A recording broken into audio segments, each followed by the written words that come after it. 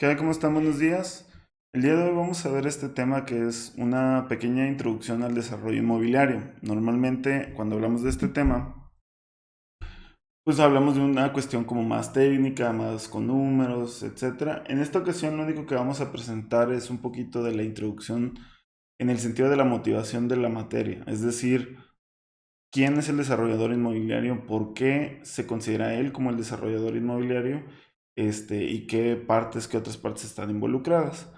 Esta clase está específicamente diseñada para estudiantes de arquitectura, entonces, en su caso, si tú eres estudiante de arquitectura, pues lo vas a encontrar como útil y vas a entender el por qué o el detrás de. No necesariamente es solo para arquitectos, en realidad puedes entenderlo desde otro punto de vista, simplemente como algunas de las preguntas pues están enfocadas específicamente como a eso, ¿no? Entonces, pero bueno, vamos a empezar aquí un poquito del proyecto. Le voy a quitar la cámara. Primero necesitamos entender qué es el desarrollador inmobiliario. Entonces, para eso tenemos aquí algunos casos. Este es el primer caso. Y dice, pensando un poquito como arquitecto, dice, cuando la gente comenta qué hace un arquitecto, ¿qué tipo de proyecto es el que se les viene a la cabeza? ¿Sí? Normalmente la gente cuando le dice eres arquitecto.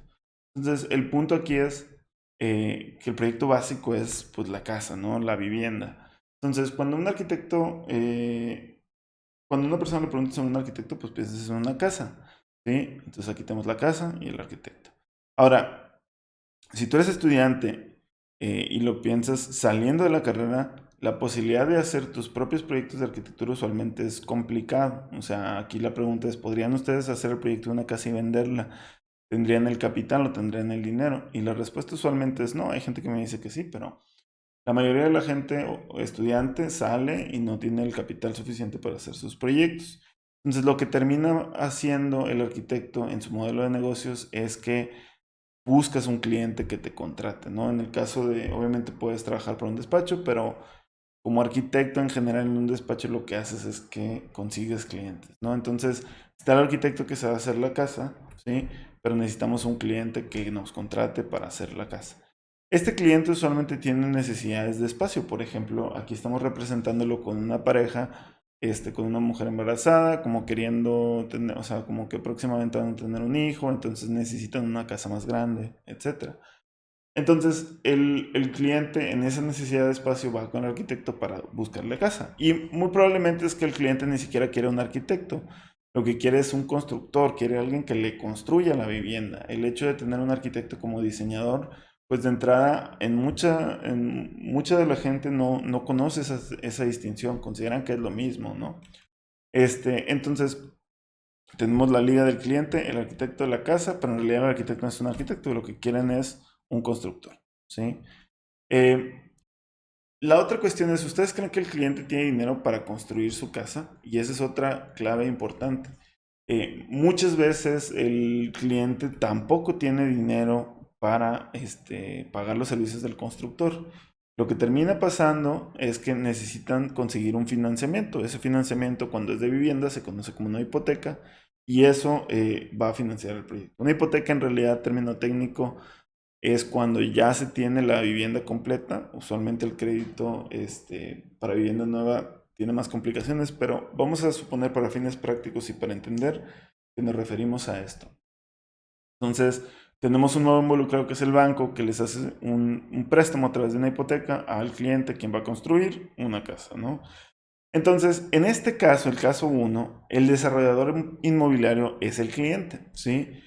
El cliente es el que promueve el desarrollo de la vivienda y él es el que se está llevando el riesgo. ¿Sí? Podríamos pensar en que el constructor tiene un poco de riesgo si sucede algo en la casa, pero pues hasta cierto punto está limitado. El cliente es el que está perdiendo porque está apostando el proyecto. Y el banco hace un préstamo. El banco, por más que, o sea, si de repente hay un gasto superfluo, el cliente como quiera tiene que pagarle al banco. Entonces, si algo sale mal, ¿quién se lleva el riesgo? El constructor no queda tan mal.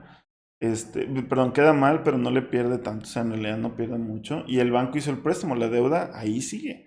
¿Sí? Entonces, ni el banco ni el constructor se están arriesgando, el que se está arriesgando es el cliente. Entonces, el cliente, por llevarse el riesgo, en este caso, es el desarrollador inmobiliario. ¿sí?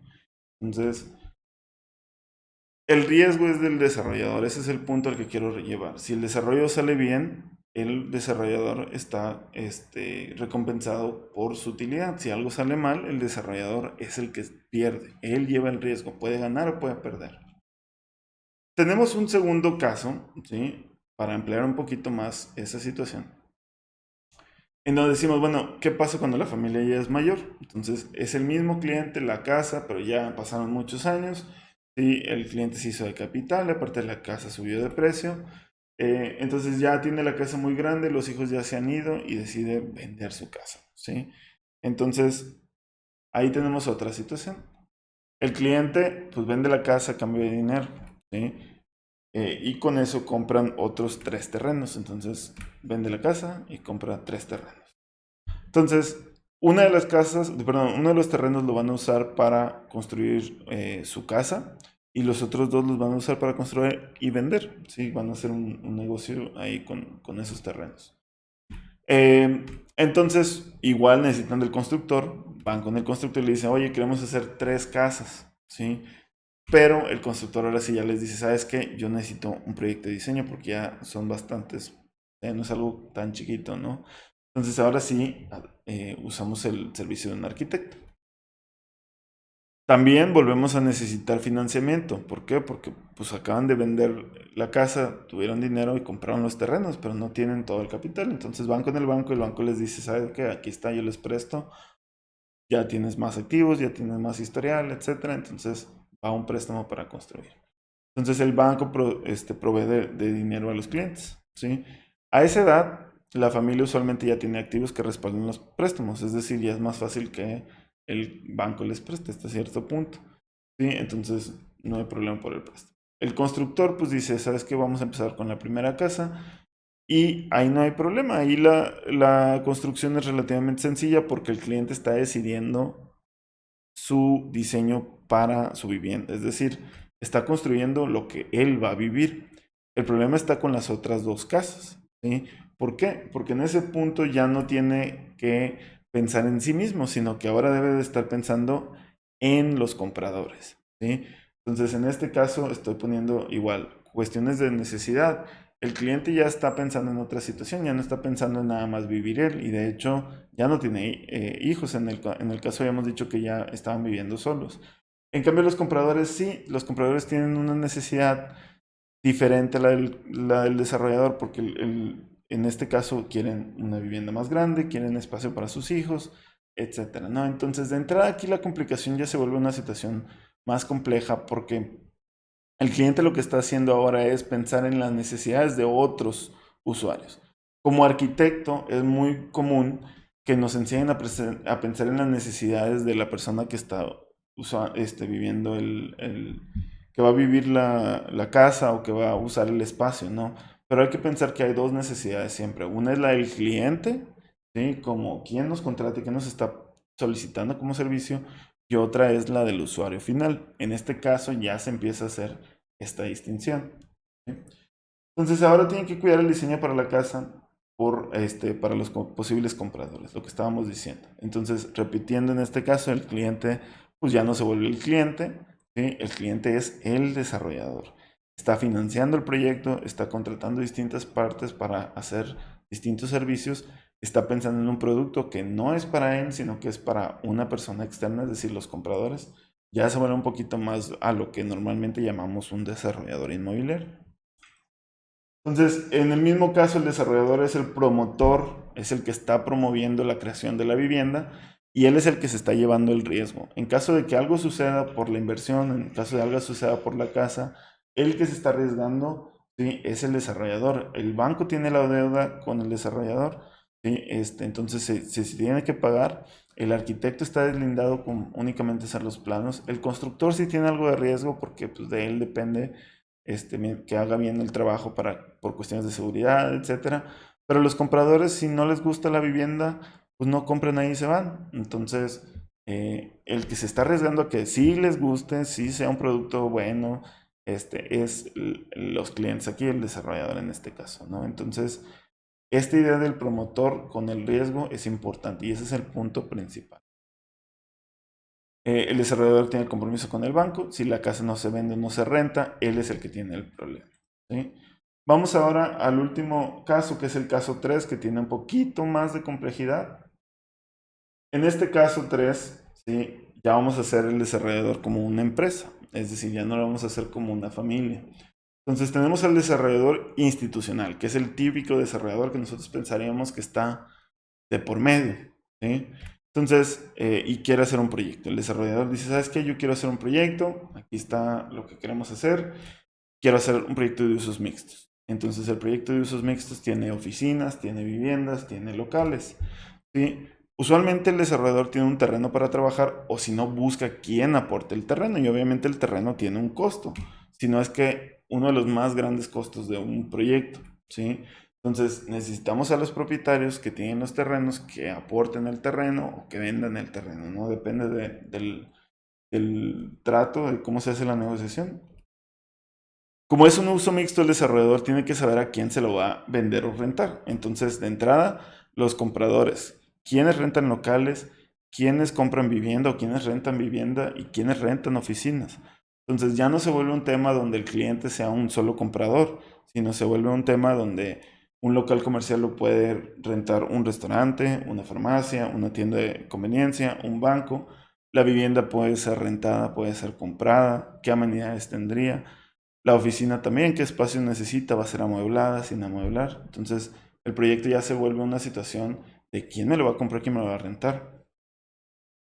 Para ayudarse a eso, pues ocupa un servicio de un broker o de un equipo de ventas. Entonces, tenemos ahora un agente de ventas que es el que se encarga de hacer la labor de conseguir quiénes son los locatarios, quiénes son los rentatarios de vivienda que van a rentar la oficina.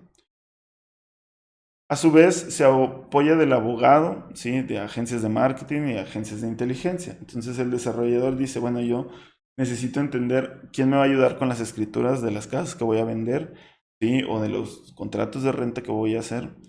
Alguien que me ayude a redes sociales, a publicidad y promoción para entender cómo voy a llegar a ellos y que sepan de mi edificio, ¿sí? Una empresa de inteligencia que te diga si los valores de venta y de renta y la población a la que voy a atacar es correcta. Entonces aquí también se ocupan servicios de apoyo. Obviamente falta el más importante, ¿no? El arquitecto y el constructor. Entonces, pues ya tengo aquí toda la parte de ventas, toda la parte de soporte, y ahora necesito un arquitecto que diseñe el proyecto y un constructor que construya el proyecto. Entonces, en este caso ya se vuelve igual, más complejo. El proyecto es tan complicado que necesitas apoyo incluso en esta parte. Entonces ya no solo tienes el arquitecto y tienes el constructor, ahora tienes un intermediario que se conoce como la gerencia de proyectos, ¿no? La gerencia de proyectos apoya al desarrollador, ¿sí? A hacer la gestión de construcción y hacer la gestión de arquitectura, toda la cuestión de diseño. Entonces, muy probablemente el desarrollador no tenga tampoco dinero para financiar la obra, entonces requieres de préstamos. Entonces, conseguimos préstamos de parte de los bancos, que los bancos también aquí ya son un poquito más reacios a prestar porque el proyecto ya involucra mucho más dinero, muchísimo más riesgo, obviamente. Y el banco no va a querer prestarle todo. El desarrollador va a necesitar para un proyecto tan grande apoyo adicional en cuestión económica, es decir, necesitamos inversionistas, gente adicional al banco que también aporte capital, ¿sí? Y quien se le va a entregar dinero y retornos una vez terminado el proyecto. Para finalizar también, pues te apoyas con esta parte, es decir, no quedas el banco y el inversionista solo, sino que tienes un asesor que te ayuda a manejar esta cuestión. También el gobierno viene y te dice, ¿sabes qué? No puedes poner el edificio de cierta manera, tienes que considerar banquetas, tienes que considerar ciertas reglamentaciones, estructuras e impuestos, impuestos de desarrollo, agua para los inquilinos, drenaje, servicios, etcétera. Y todo eso el municipio viene y toma injerencia en las decisiones del proyecto. Entonces, obviamente las entidades municipales o gubernamentales tienen aquí injerencia.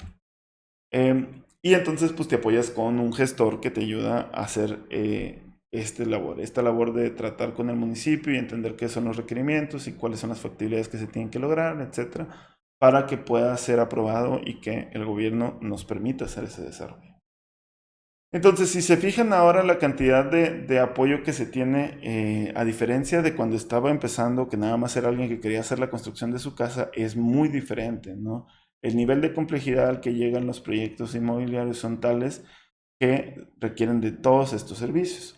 Y todos estos servicios tienen categorizaciones que se le conocen como, ahorita vamos a ver las categorías, pero son ventas y construcción, etcétera. Y el punto importante, ¿cuál es? ¿Quién se está llevando el riesgo? ¿Sí? Si algo pasa, ¿quién es el que tiene las de perder? Los compradores usualmente se deslindan, ¿sí? Todos los demás ofrecen servicio, el constructor tiene el riesgo por la integridad del edificio, pero hasta ahí. En cuestión de negocio, el que tiene algún problema es el desarrollador y en todo caso los inversionistas, que también son los que están como a la par con el desarrollador. Entonces, esto al final de cuentas les decía, son categorías, tenemos la cuestión de obra, tenemos la cuestión de ventas, tenemos la cuestión de soporte, tenemos cuestiones de terreno y legalidad de terreno, finanzas, ¿sí? Y permisos. Entonces, el desarrollo inmobiliario, a final de cuentas, por su naturaleza y por la forma en que se construye, es una materia, por decir algo, multidisciplinaria. Es decir, tenemos que conocer de cuestiones de ventas, legales, contabilidad, finanzas, obra, construcción, arquitectura, permisos, etcétera. Y es una cuestión que implica mucho apoyo de distintas partes. Por lo mismo, en México no se enseña tal cual en una sola institución. En México las universidades son de facultades. Tenemos la Facultad de Ingeniería Civil para obra o la Facultad de Arquitectura. Tenemos las facultades de Administración para entender negocios, a la Facultad de Leyes para leyes, pero es muy raro que se tenga en México por lo menos una materia o una licenciatura que implique entender de distintas facultades. Entonces, por eso es que normalmente no es tan común encontrar conocimientos como integrados aquí en México de esta parte, porque implica muchas entidades, ¿no? Aquí en este ejemplo también digo, bueno, ¿qué pasa de repente? No solo el municipio, sino que también vienen las instituciones, otras instituciones tanto gubernamentales como privadas. Entonces, por ejemplo, aquí les estoy poniendo el ejemplo de Lina.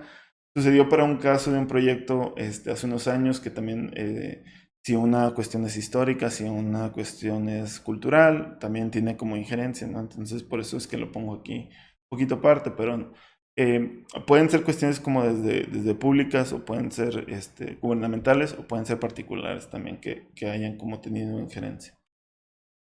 El punto es, y lo que de repente diferencia es que cada uno de estas personitas está viendo su propia trinchera. Es decir, el constructor está pensando en la obra, el comprador está pensando en precio de hipoteca, el diseñador está pensando en forma y en función y en las vistas, etcétera. El abogado está pensando en la escritura y en los contratos.